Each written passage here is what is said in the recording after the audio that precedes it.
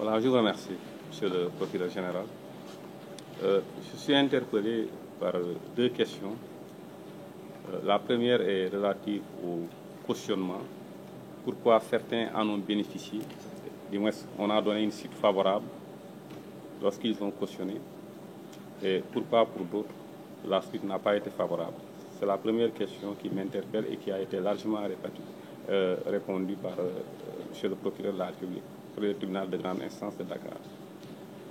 Je dois simplement ajouter que le cautionnement, comme une des conditions de la mise en liberté provisoire d'un placement sous contrôle judiciaire, obéit à des règles, obéit à un certain nombre de conditions.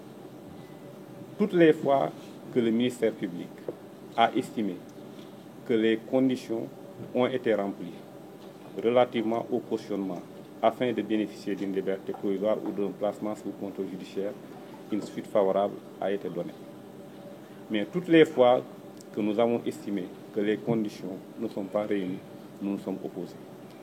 Et le juge d'instruction, dans l'un ou dans l'autre cas, a également estimé prendre des ordonnances, en fait, qui, à son avis, sont conformes aux dispositions du Code de procédure pénale dans un sens ou dans un autre.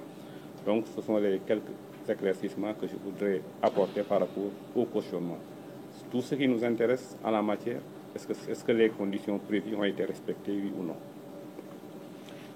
Par rapport à la deuxième question qui m'interpelle, c'est en fait les personnes expertes dans l'art de dissimuler les avoirs criminels, notamment à l'étranger, dans les paradis fiscaux.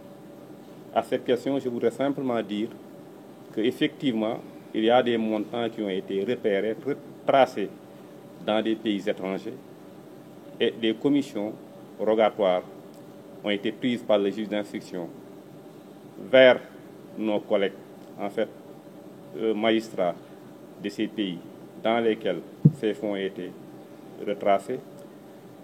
Et il n'est pas exclu, en fait, si cela s'impose, en fait, que des déplacements soient effectués vers ces pays-là afin de prendre des contacts, afin de booster la procédure, afin de voir, en fait, ce qui est possible d'être fait auprès de nos collègues pour nous faciliter la coopération judiciaire.